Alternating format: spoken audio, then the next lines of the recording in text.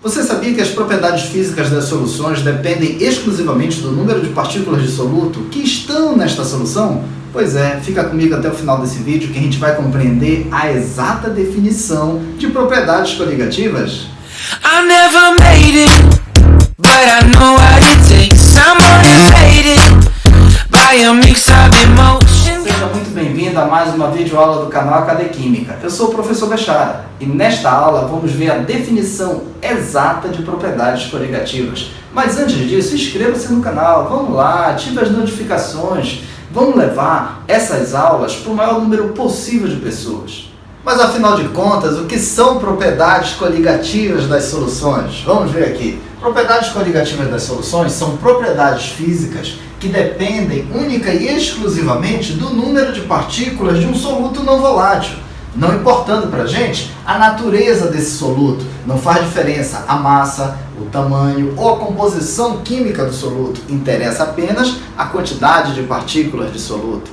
E como se prepara uma solução? Bora relembrar? Nós vamos utilizar uma certa quantidade de soluto e adicionar o solvente até o volume adequado. Normalmente o solvente utilizado é água, e se o soluto for não volátil, não faz diferença o tamanho, a massa ou a composição química. Mas então, afinal de contas, quais são os efeitos coligativos dessas propriedades que a gente tanto está falando? Os efeitos coligativos podem ser de elevação ou de diminuição de valores. Vamos ver. Efeitos coligativos de elevação, aumento do valor da temperatura de ebulição e elevação também da pressão osmótica. E efeitos de diminuição, diminuição da temperatura de solidificação e também diminuição da pressão de vapor. São esses 4 efeitos coligativos nas soluções. Um parâmetro muito importante que a gente precisa conhecer agora é o chamado potencial químico. Vamos ver? Potencial químico, representado pela letra grega μ. Potencial químico também é chamado de tendência de escape. O potencial químico ou tendência de escape de uma substância é a energia livre de Gibbs molar. Isso serve como indicativo de que a matéria pode escoar espontaneamente de uma região de potencial químico mais alto para outra região de potencial químico mais baixo. Por exemplo, o potencial químico da água. Quando a água está pura, antes de constituir uma solução, a água tem um potencial químico mais alto do que quando a água funciona como solvente. Água pura, potencial químico maior do que a água na solução. Mas ora, a gente está falando tanto nesse potencial químico, como é que calcula esse potencial químico? O potencial químico do solvente compondo a solução é igual ao potencial químico do solvente quando ele estava puro, veja 0 no início, puro, mais esse fator inteiro aqui. Vamos ver o que é? R, constante universal dos gases. T, maiúscula, a temperatura na escala Kelvin. X é a fração molar do solvente. Você vai usar o log neperiano da fração molar do solvente. Fique atento para um detalhe. Se eu estou me referindo à solução, tem soluto e tem solvente. O solvente sempre está em maior quantidade em mol. Então, essa fração molar ela é sempre menor que 1, mas ela tem que ser maior do que 0,5. A fração molar do solvente tem que ser 90%, 70%, 60%. É maior do que 50% e menor do que 100. Legal? Tranquilo? Outro detalhe importante aqui. Olhando para essa relação, pode causar uma falsa impressão que o potencial do solvente, potencial químico do solvente, vai ser o valor quando ele era puro mais alguma coisa. Porém, como a fração molar é menor do que 1, o log neperiano vai ser negativo. Vamos relembrar? Log neperiano de 1 vale 0. Então, o log neperiano de qualquer valor menor do que 1 é negativo. Então, esse termo inteiro será negativo.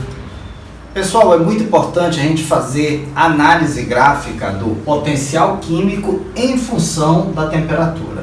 O raciocínio o aumento da temperatura provoca uma diminuição no potencial químico. Essa curva amarela representa a diminuição do potencial químico do sólido puro. Essa linha verde é a diminuição do potencial químico do líquido puro. A linha azul é a diminuição do potencial químico do vapor puro. E essa linha vermelha é a diminuição do potencial químico do líquido compondo a solução, o solvente mais o soluto. Legal? Essa solução aqui ela é constituída de um soluto não volátil. Mas professor, por que não tem uma linha do sólido e do vapor da solução? Vamos lá. Primeiro, se é sólido e o soluto é não volátil, também sólido, eu não vou conseguir misturar o sólido soluto com o sólido solvente. Então só tem sólido do solvente quando ele está puro. Pronto, fechou. E o vapor? Se o soluto é não volátil, eu não vou conseguir ter vapores do soluto. Então pronto, nós só temos aqui o vapor do solvente. Legal? Mas eu tenho sim o comportamento da solução no estado líquido. Perceba, a união entre a curva do sólido e do líquido puro indica para a gente a temperatura de fusão.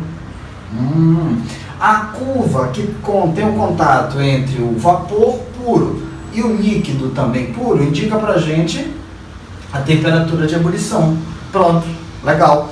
Mas agora na linha vermelha a gente tem uma diminuição da temperatura de fusão da solução. O sólido encontrando a solução líquida, ocorre a fusão numa temperatura menor do que quando o solvente estava puro. E também a gente tem aqui, olha, a curva do vapor azul encontrando com a solução vermelha. Nesse ponto nós temos um ponto de ebulição, uma temperatura de ebulição maior do que do solvente puro. A leitura desse gráfico indica para a gente que quando a gente constitui uma solução, a temperatura de fusão diminui e a temperatura de ebulição aumenta. Aqui dois reflexos dos efeitos coligativos. E agora, fechando o raciocínio para a definição de propriedades coligativas. Sempre que você tiver um soluto não volátil compondo a solução, isso vai resultar numa diminuição do potencial químico deste solvente na solução em relação ao solvente puro. Isso vai produzir as propriedades coligativas. Então, as propriedades coligativas dependem do número de partículas de soluto não volátil, porém, não esqueça que essa presença de soluto não volátil vai gerar uma diminuição do potencial químico, produzindo os efeitos coligativos. Espero que todos tenham compreendido a definição de propriedades coligativas. Aguardo vocês em aulas futuras para a gente detalhar essas 4 propriedades. Muito obrigado pela atenção, bons estudos e até a próxima videoaula.